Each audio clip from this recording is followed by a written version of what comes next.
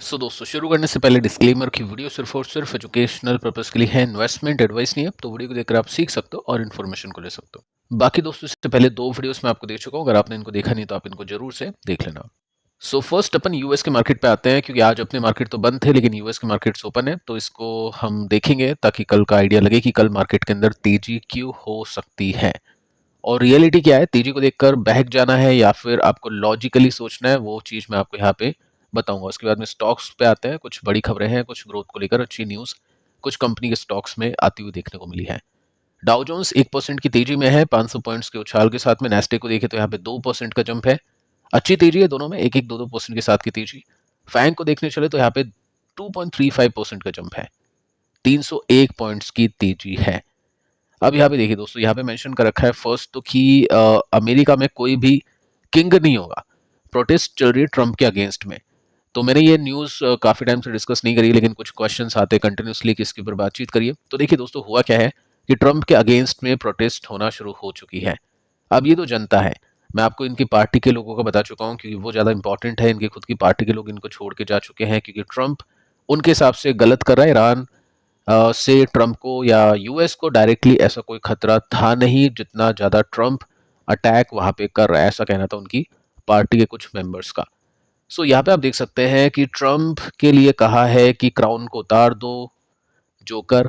Trump को यहाँ पे जोकर बोला जा चुका है और ट्रंप के अगेंस्ट में ये प्रोटेस्ट चल रही है। देखो मेन जो पॉइंट है ना वो ये है कि प्रोटेस्ट डेफिनेटली बहुत ही ज़्यादा विशाल है, लेकिन स्टॉक मार्केट पर इसका 1% तो दूर की बात है, 0.01% भी इम्पैक्ट नहीं पड़ा।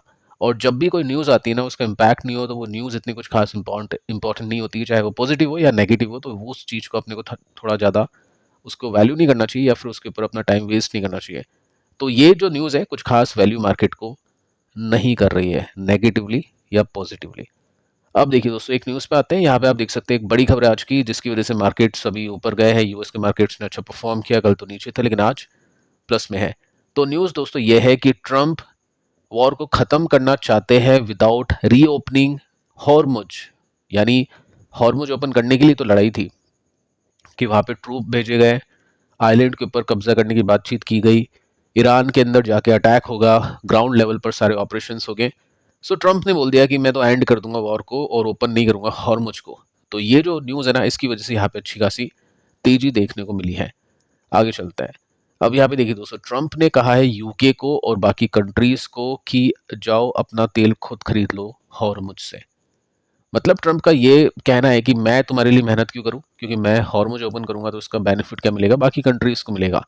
लेकिन अगर यूके या फिर बाकी जो इनकी कंट्रीज हैं वो यूएस का साथ दे ही नहीं रही लड़ाई के अंदर, कोई हेल्प ही नहीं करी, आप देख सकते हैं, तो फिर वो जो ऑयल है वो आपको या तो खुद हॉर्मुज से खरीदना पड़ेगा या फिर आपको यूएस से लेना पड़ेगा। ट्रंप ने साफ मैसेज दिया है कि जो भी ईरान की जो वॉर है अभी यूएस के साथ में, उसमें जो हेल्प नहीं मिल रही यूएस को, तो वो जो कंट्रीज है वो अपना काम खुद करे, हम कुछ नहीं करने वाले हैं। ये एक रीजन है मार्केट में अच्छी तेजी आने के पीछे का। उसके बाद में देखिए दोस्तों, यहाँ पे मेंशन कर रखा है कि क्या Donald Trump ground battle launch किए बिना ही एग्जिट कर देंगे, बिना किसी जीत के, बिना किसी विक्ट्री के। ये एक क्वेश्चन है। अब क्या इस आर्टिकल में इसका आंसर है? नहीं है, किसी के पास में इसका आंसर नहीं है। हम जस्ट डेटा देख सकते हैं, चीज़ों को परख सकते हैं, उसके बाद में हम एक्सपेक्टेशन कर सकते हैं, जो मैं आपको रियल डेटा आगे चल के देने वाला हूँ। आगे चलते हैं। यहाँ पे मेंशन कर रखा है कि ट्रंप ने वैसे तो बोल दिया है विक्ट्री तो हम ले चुके हैं, तकरीबन 12 बार ट्रंप ही बोल चुका है कि मैं तो जीत चुका हूँ, सब कुछ खत्म हो चुका है। लेकिन उसके बाद फिर कुछ ना कुछ अटैक होता है, फिर कुछ न्यूज़ आती है, फिर ऐसे होता है वैसे होता है, ये सब चीज़ें चलती जा रही हैं।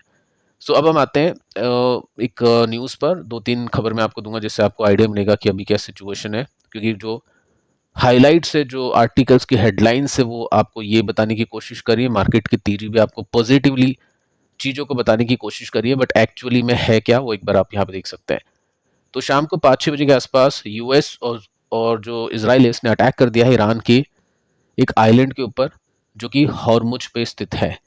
पहले ट्रंप बोलता है कि मैं नहीं ओपन करवाऊंगा ये वो, लेकिन उसके बाद में देख सकते हैं जॉइंटली अटैक यहाँ पे हो चुका है और हॉर्मुज के आसपास। कहा कुछ जाता है, एक्शन कुछ हो रहे, तो इसलिए वर्ड्स पे मत जाइए, एक्शन पे जाइए। तो एक्शन ये अपन ट्रैक करते हैं। सेकंड, आप देख सकते हैं कि 8 बजे के आसपास एक न्यूज़ आती है जो कि काफ़ी ख़राब न्यूज़ है। ईरान ने कहा है कि अब हम क्या करेंगे, टारगेट करेंगे यूएस कंपनीज को जो भी रीजन में है, जो भी आसपास है, आसपास की कंट्रीज में है, माइक्रोसॉफ्ट, एप्पल, गूगल, इस तरह की जो बड़ी जाइंट कंपनीज हैं उनको हम टारगेट करने वाले हैं, ताकि वो कंपनीज बंद हो, एम्प्लॉयज़ या तो मरे या फिर भागे और ऑपरेशंस खराब हो जाए कंपनीज के। तो ये यहाँ पे बात है। कब से अटैक होगा? कल से अटैक होगा, 1 अप्रैल से। सो ये यहाँ पे मेंशन कर रखा है, और ये जो न्यूज़ है ना, ये काफ़ी खराब न्यूज़ है। स्टिल यूएस के मार्केट अभी के समय ओपन है और अच्छा ही परफॉर्म करे। तो बाकी अपने को ये चीज़ ध्यान में रखनी है, जो ग्राउंड लेवल पर अभी सिचुएशन चल रही है, स्थिति चल रही है, उसको थोड़ा सा डीपली देखना है। गिफ्ट निफ्टी को देख लेते हैं कि कल मार्केट कैसे खुल सकता है। तो देखो, वैसे तो सही है, ½ % की तेजी है, पॉजिटिवली ओपनिंग हम मान सकते हैं, बट वही बात है ना, इस तेजी को देखकर बहकना नहीं है। मैं आपको पिछले 2 वीडियोस दे चुका हूँ, स्टडी में आपको प्रोवाइड कर चुका हूँ कि किस तरह से अभी मार्केट को देखना है। बहुत इंटरेस्टिंग डेटा मैंने आपको दी, जो आपको यूट्यूब पर और कहीं नहीं मिलेगा, तो उसको आप थोड़ा सा पहले देखना। और मार्केट डेफिनेटली ये भी देखना इंपॉर्टेंट है कि मार्केट अभी किस तरह से परफॉर्म करा है। प्राइस एक्शन भी आपको देखना चाहिए, तो वो सब चीज़ें अपन यहाँ पे खोल के देख पा रहे हैं। अब दोस्तों स्टॉक्स पे आते हैं, कुछ बड़ी खबरें हैं। फाइनेंशियल ईयर 26 आज खत्म हो चुका है, कल से नया साल शुरू होगा। तो कंपनीज को लेकर क्या ग्रोथ निकली है, अगले साल में क्या ग्रोथ प्लान्ड है, वो सब चीज़ें एक बार अपन चेक कर लेते हैं।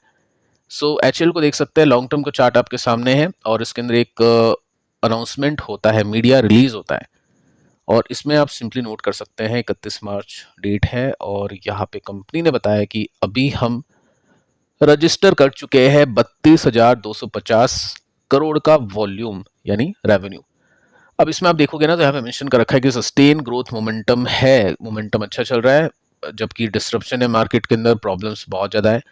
स्टिल कंपनी बहुत अच्छा परफॉर्म करी, आप देख सकते हैं। टेंशन है जियोपॉलिटिकल, और साथ में कंपनी ने यहाँ पे बोला है कि ऑर्डर बुक है 2.54 लाख करोड़ रुपीस की, जो कि तकरीबन 6 से लेकर 7 साल की विजिबिलिटी देती है, यानी 6 से लेकर 7 साल तक का अगले काम है कंपनी के पास में। तो ये एक खबर है। अब इसको लेकर कल मार्केट रिएक्शन देगा। वैसे न्यूज़ अच्छी है, और कोर कम मतलब जो इसका कोर काम है ना, जो बेसिक काम है, वो कंटिन्यू चल रहा है इस डिस्रप्शन के बावजूद भी। नए बड़े ऑर्डर्स इसको नहीं मिल रहे, लेकिन जो कोर काम है इसका अच्छा चल रहा है, तो इसको एक अच्छी खबर के रूप में देखेंगे अपन। बाकी जो सपोर्ट है यहाँ से 12% नीचे है, और डिफेंस अगर आपके पास में है, डिफेंस का इंडेक्स आपके पास में है, तो एचएल को तो चलना ही होगा, क्योंकि ये उसकी टॉप होल्डिंग्स में है। अगर आपको डिफेंस कंपनीज के ऊपर फोकस रखना है, तो ये कुछ कंपनीज है, एचएल, बीडीएल, मचडॉक, इनके ऊपर ज़्यादा फोकस आपका होना चाहिए। इसके बाद में देखिए दोस्तों, भारतीय एयरटेल को लेकर एक बहुत बड़ी न्यूज़ आती हुई देखने को मिल रही है। आपने यहाँ पे देखा कि इतने साल तक स्टॉक नहीं चला, लेकिन आफ्टर 20 स्टॉक मल्टीपल हो गया, बहुत अच्छे रिटर्न्स यहाँ पे मिले हैं। यहाँ पे भी कंपनी ने प्रेस रिलीज किया है, और इसके अंदर आप देख सकते हैं कि कंपनी ने अनाउंस कर दिया है $1 बिलियन का इन्वेस्टमेंट। नेक्स्ट्रा, यानी इसकी जो डेटा सेंटर कंपनी है, ये मैं आपको बहुत पहले बता चुका हूँ, काफ़ी कम लोगों को पता है कि डेटा सेंटर में नेटवेब का नाम आता है, लेकिन उससे भी ज़्यादा एक्सपोजर इसके पास में है। लेकिन कंपनी इतनी बड़ी है, तो वैसे अगर हम रेवेन्यू का एक्सपोजर देखें तो थोड़ा सा छोटा हो जाता है, लेकिन हाँ, कंपनी बहुत अच्छी तरह से ग्रो कर रही है अपने इस सेगमेंट को। थोड़ा सा मैं आपको इसमें आसानी से बता देता हूँ।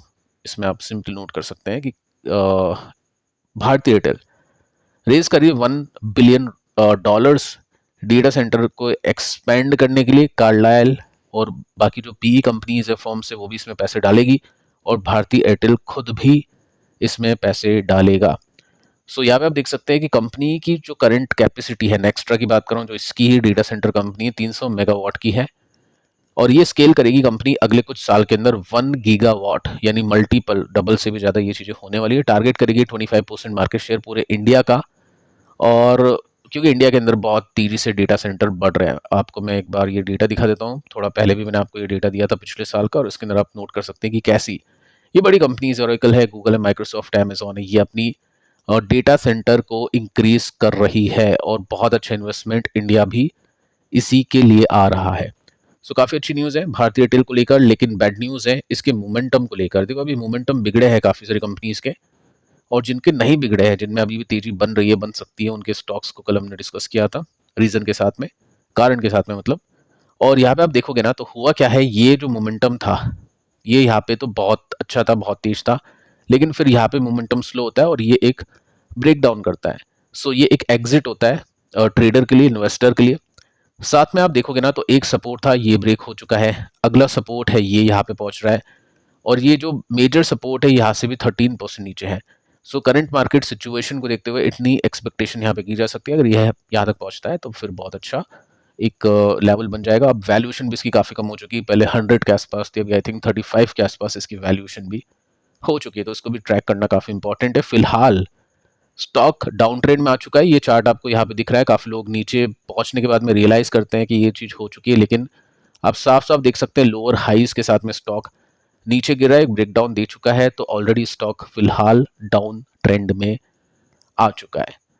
अब एक और इंटरेस्टिंग कंपनी को देखते हैं, जस्ट ट्रेडर के लिए इंपॉर्टेंट है, इन्वेस्टर के लिए तो बहुत महंगा स्टॉक है, बहुत बड़ी वैल्यूएशन इसकी, आगे चल के वैल्यूएशन भी देख लेते हैं। कंपनी का नाम है क्यूपिड।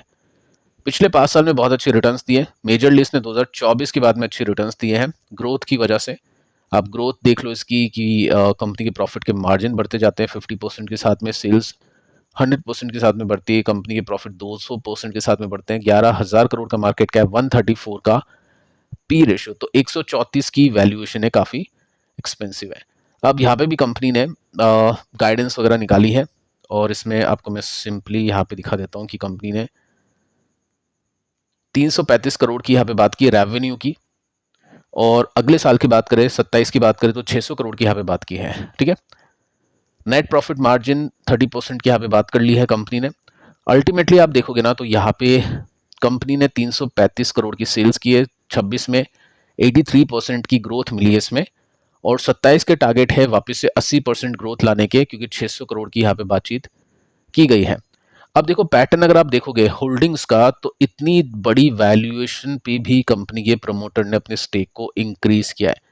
पहले तो आप देख सकते हैं सितंबर क्वार्टर में थोड़ा सा स्टेक इंक्रीज किया था, उसके बाद में फिर ये मार्च क्वार्टर के अंदर भी अपने स्टेक को इंक्रीज किया है, 45.95 46 के आसपास ये स्टेक पहुंच चुका है।